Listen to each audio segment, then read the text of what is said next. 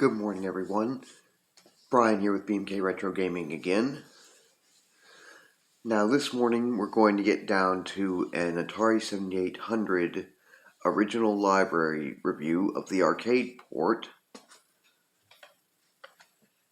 Donkey Kong. Ooh, I hope that's not flashing too bright with my backlight. Anyway,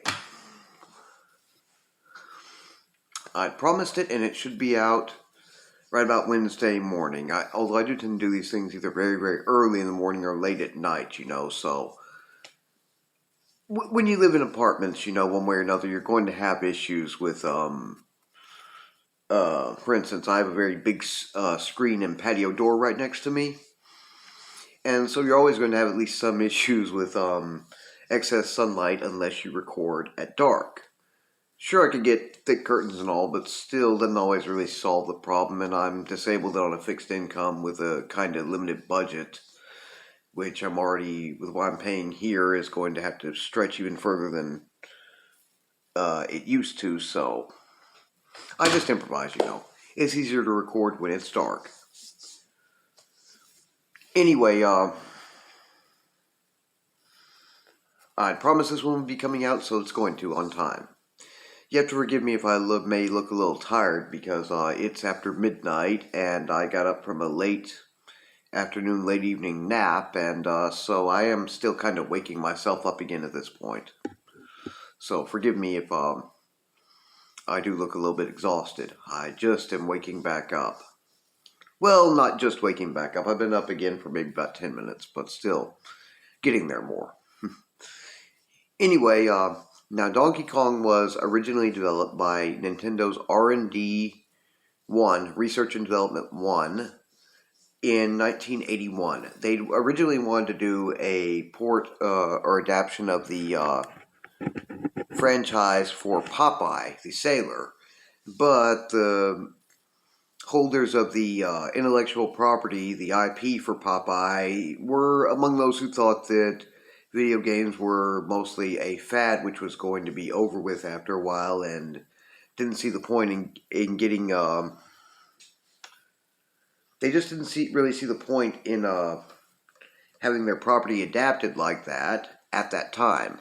As we all know, they would later on change their mind, but since they weren't on board with this at first, what Nintendo Research and Development 1 decided to do, or let's just say Nintendo R&D 1 for short, it's a lot simpler to say. What they decided to do was they decided to make a game similar to what they had in mind for doing Popeye, and came up with the characters of Mario having to rescue his girlfriend Pauline from his very large pet ape, Donkey Kong. And with Mario having been, I forget if it was just a construction worker or a carpenter or what, but he wasn't quite a plumber yet. He was originally named Jumpman and was intended to be pretty much an everyman character at that time. By the time this part of the game got around to coming out, he would be known as Mario for certain, but before that, it took a while. Now, originally the port of this for the Atari 7800 was being worked on. It was being done by Atari, of course, under license from Nintendo, and it was being worked on and going to come out release, 83, 84, which is one reason why you'll find 1981, 83 on the cartridge and much other stuff. Because, you see as we know, the Atari 7800 was originally releasing into test markets, but just test markets in 84, before Atari was sold to Jack Tramiel, who really wasn't into the whole concept at first, and he didn't cancel really any or all the projects, but a few of them, and this stayed on the back burner until I believe it was 86 or 87, and then the Atari 7800 and all was re-released, and Donkey Kong ended up being re-released in 88. So it was kind of late to the party, as even the Nintendo NES Donkey Kong port came down, I believe it was about in 86, so. Now, one thing we will find is that it has a lot of graphical similarities to the Nintendo NES port. It's a very good port, very Not nearly arcade perfect. It only has 3 screens out of the 4 of the arcade cabinet original, but it does a very good job with what it does of them. So it's a very nice port of the game. Here's my loose copy I have, which is, again, you can kind of see it says copyright 1981, 83 Nintendo of America Incorporated, and then copyright 1988 Atari Corporation. Now, one thing, as one of my other preferred YouTubers pointed out about this, Willie with ArcadeUSA, is that the label is actually a color label. They bother with that, where a lot of the others are just, black, or black and white over gray, or sometimes you had just basically a white label with black lettering. So this is a very nice label for the cartridge label for the game. I must admit, Willie, although I do still love you and your stuff to death, I do have a little bit of envy, as Willie has a fully complete copy, as far as I can tell, with both box and manual too, where I just have the loose cartridge.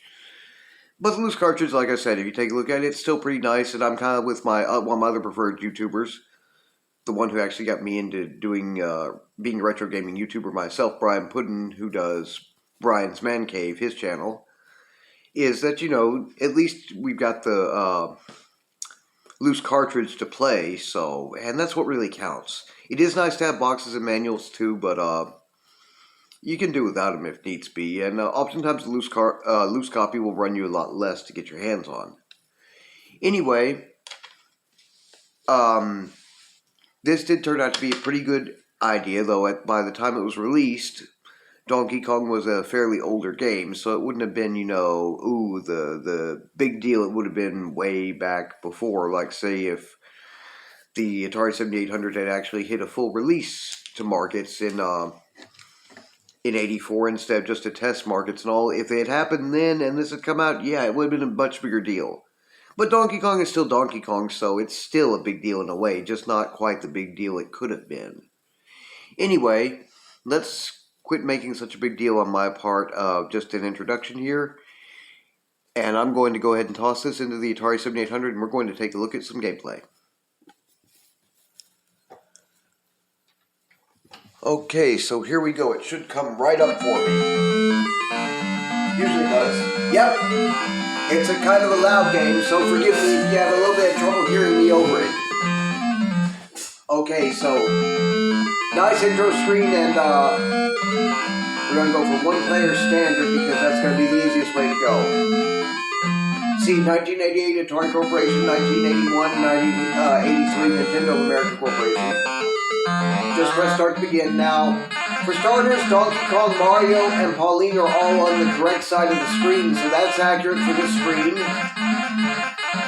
It does look a lot like the Nintendo NES port in a way, so it's not a bad-looking game by any measure.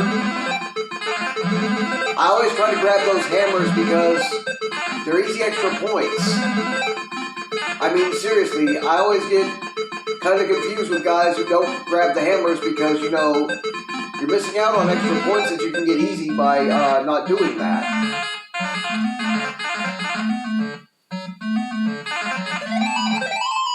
Oh, I don't think so. I'm not going to get taken out on the very first level like that. Darn it. I should have hit reset. That's okay though.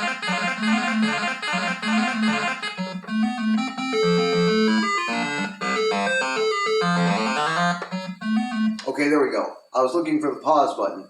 One of the things you guys might notice, that I wanted to point out is, take a look at Mario. Mario's a bit fat in this one, and take a look at his nose. And then let's take a look at, as he goes up the ladder. You see how he has that wiggle in his butt cheeks? He kind of reminds me, he still looks good, but he reminds me, of, he looks kind of like he could have stood in for Danny DeVito playing the Penguin in the early 90s film Batman Returns. Don't know if anybody else has made that connection or if it's just me, but it's, with the nose and those butt cheeks going up that ladder and how he's a bit more plump on this one, it's just something that kind of caught my attention early on, you know. Like I said, though, he still looks good. He's still Mario, but it was just kind of a funny one that I made a note on before.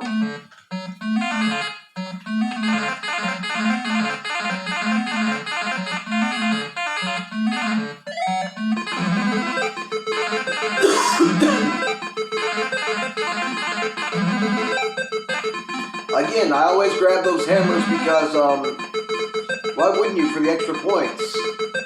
I mean, sure you get extra points for every jump too, but the hammer makes it easy to grab some extra points.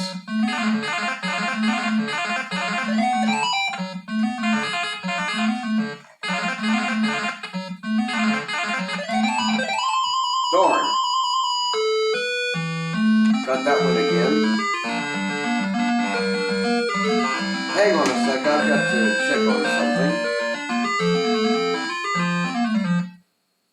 Here's my reset button. Now I remember which button is reset on this thing. Okay, so here we go again. I usually go up that second ladder because it helps you to avoid the fireball down there a lot easier than if you don't. I find this is also a good spot to stand with the hammer right there because the vast majority of those barrels coming are going to come straight through there, and you're usually going to pick up at least 3 or 4.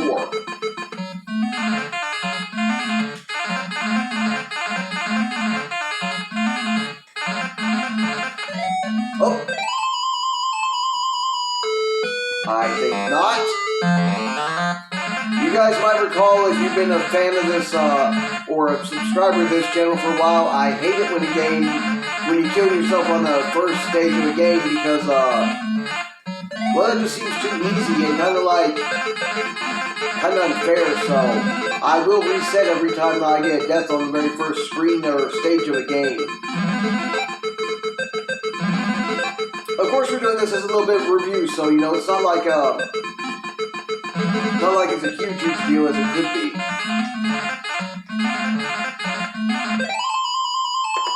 Of course, I can make a big deal out of it, son, but, you know.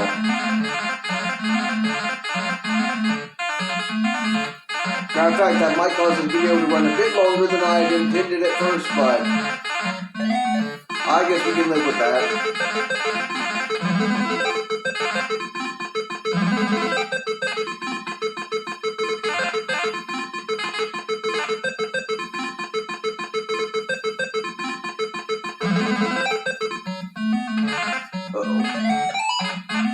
And this one, Mario's hammer really has like 2 different positions it might get on it at one time, so but that's still decent for smashing barrels. You don't get to go everywhere to get them.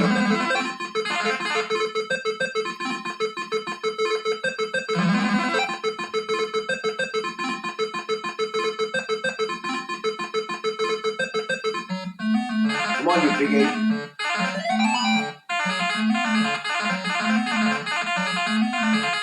There we go. Cleared him with 5,100 points to boot. Okay, up here, I always go for the, there's our pause. I always go for at least the umbrella because it's an extra 800 points. Another detail you'll see here is, it's one thing my friend Brian Puddin, who does Brian's Man Cave, pointed out first, and I'm going to here is, the springs are actually present on this elevator stage. And really, most home video game console ports of this game didn't have that detail. Not even the very excellent second generation ColecoVision port had it, and it was considered the most arcade accurate port of the second generation. Usually you find this more on kind of like the Pie Factory or Cement Factory stage. You usually find it more on home computer ports instead. So that they included the springs in this one as part of your enemy's obstacles is a nice touch because that's part of what makes this particular stage difficult. So even Phil, the No Square Gamer, who is very thorough in his review, didn't quite mention that one. So no offense intended, Phil, but looks like Brian and I both managed to one-up you a bit on the details on this one, which is kind of rare. Phil is very, very thorough and usually notes everything, but I guess that one either just didn't stand out to him or he didn't make much of it anyway. I don't know.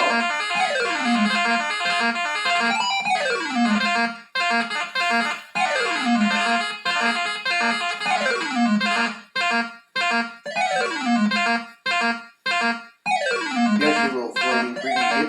Over. Dadgum, I jumped too late.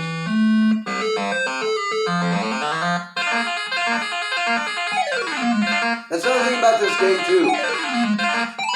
It's pretty forgiving on the timing on this board, as you can get your timing off by just a bit and still manage to make do.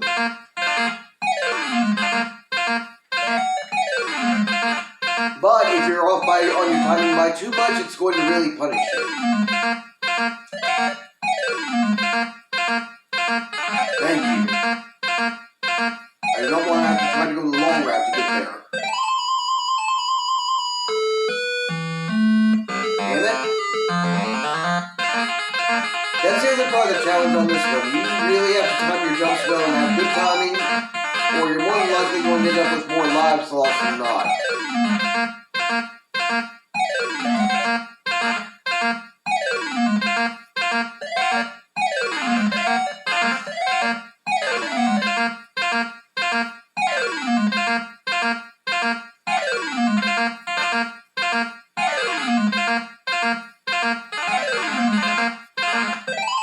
Oops. Darn. Well, we can go ahead and reset for one more try. We're not done yet. Really, I'm not going to be talking to you guys as much. I'm going to have to try to multitask two things at once on this one, so should be a bit better now that I've got to a point where I don't need to tell you everything.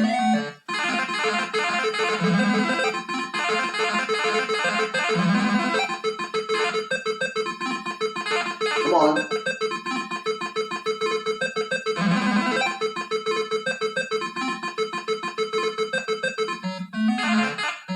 But yeah, grabbing those hammers, I wouldn't say it's essential to getting your high score or anything, but it does.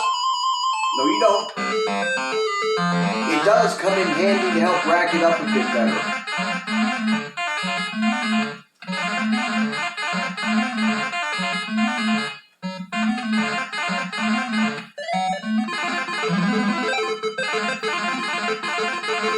Not to mention a good hand on your Atari 7800 joystick. Or if you happen to be using some type of a gamepad. They do make them for this one now, and they're pretty good.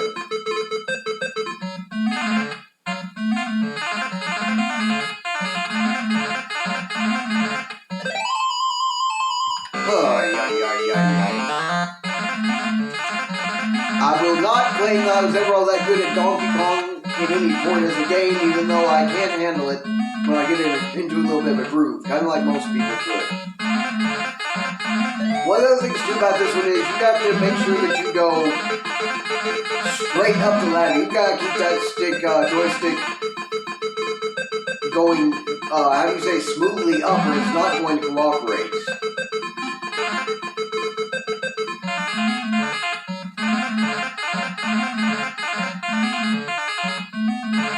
I mean, it's not really so hard to do in a sense. It's just, you know, if you're not right on with it, it can be a little inaccurate and not want to let you make it up that ladder in one smooth motion.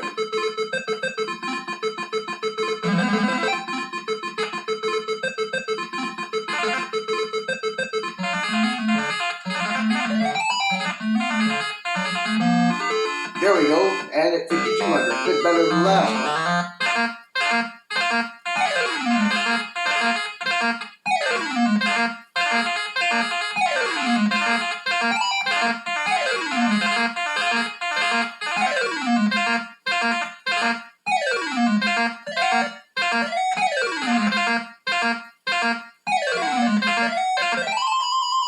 Would you please just move down? Can't get him to move like I want. Well, then, you know, I've just got my thumb on top of the joystick. I haven't been really gripping it like I should, so kind of my fault.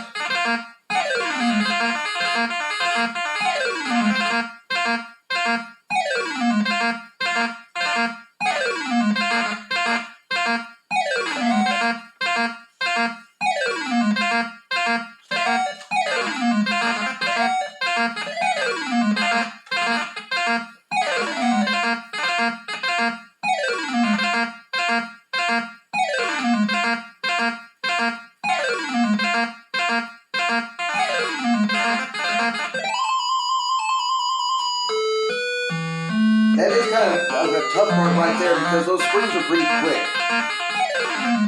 Oh, you have got to be kidding me. That was just stupid.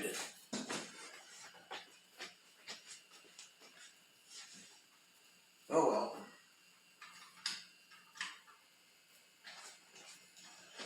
We will give it one more go. I know I can make it through this, even though I don't want this video to be as long as it could be for it.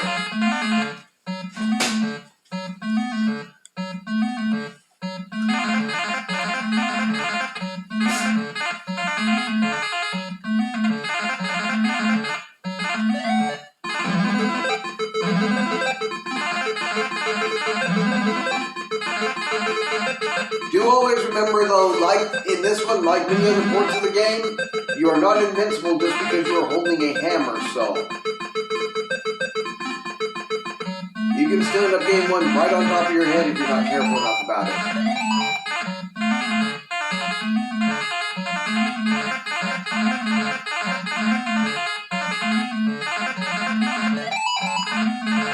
That was close.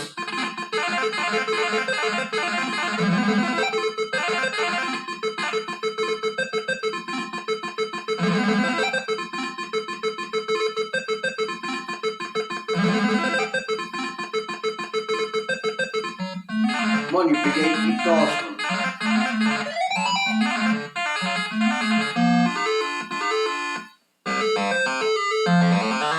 Aha!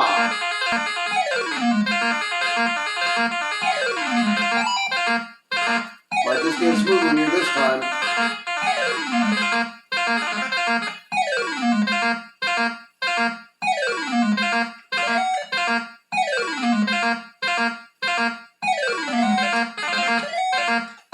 No! Gone. Jumped that one just a bit too soon.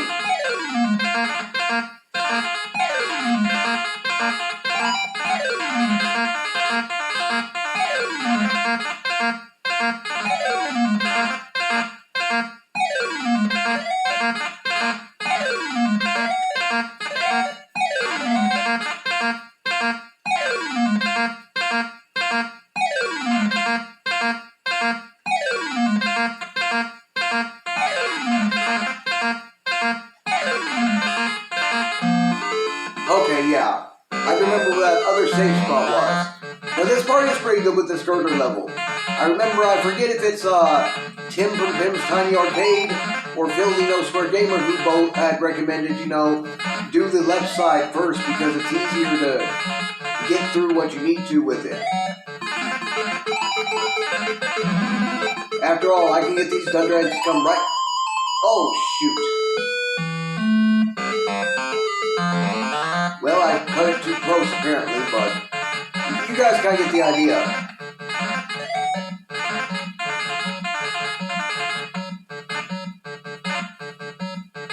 Give it a sec, you can get them to come right where you want them to. Yeah, come on, idiot.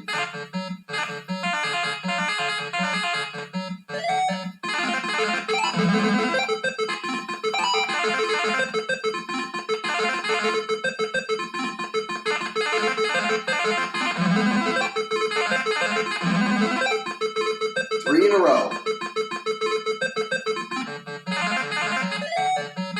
It really doesn't matter what order you do the girders in, actually, though. I mean, you can do that however you want, and it's not going to make a difference.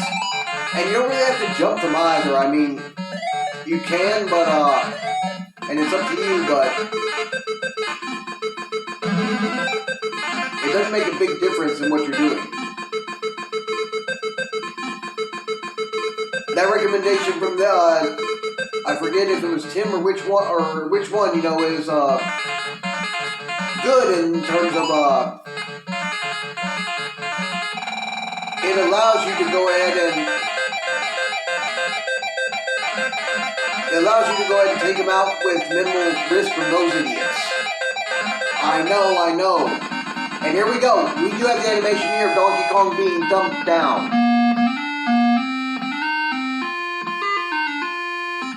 Whereas unfortunately on the first screen, we don't really have the animation of him messing up the girders to begin with or anything. Nor grabbing Pauline and taking off to the next one, so it does kind of get a bit sparse on some of the animation parts from that were in the arcade cabinet original, but the Atari 7800 probably could have really handled them, so it is a little bit of a minor disappointment on that, but it could be worse.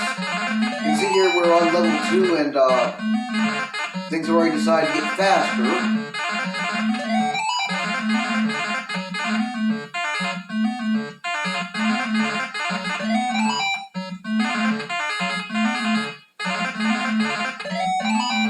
Whoops. Well, there's the game over, and I guess you guys probably have a good enough idea with the gameplay now anyway, so go ahead and get down to the other end of things with that. Okay, so that's Donkey Kong, the Atari 7800 arcade port of it. I think it's a really good game, honestly. I'm not the best at Donkey Kong games. I hate how they'll try to take you out before you get past the first stage, the first screen, and I'll reset. Maybe a bit weird there, but I think it's a pretty good game. If you guys have an Atari 7800 and want a nice challenging game, if a little bit of an old one, you should check this one out if you haven't before. Now, I do have a few recommendations and links to share with you guys.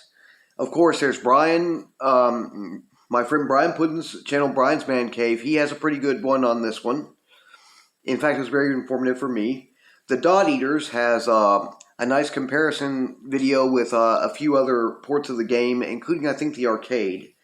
Viizzed Gameplay Videos has 3 gameplay videos, which I'm going to leave for you guys. They're all 3 minutes or less. I think one's 1 minute something, one's 2 minutes something, one's 3 something. All good.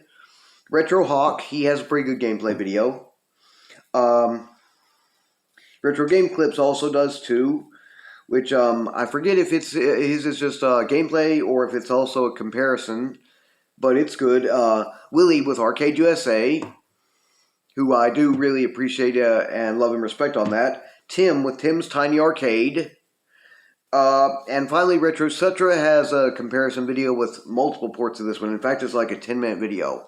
But that should be about 11 of them. I'll leave links down there, and you should find them in about the same orders I just listed them. The order I say them in is pretty much the order in which I tend to put down the links for them. So, anyway, if you guys enjoyed this video, please feel free to like, share, and subscribe. And I should have another homebrew or prototype review video, something like that, worked up for you guys this next Sunday, coming Sunday, I mean. So keep an eye out for that. And you guys take care, have a nice Wednesday, and I will see you again this coming weekend.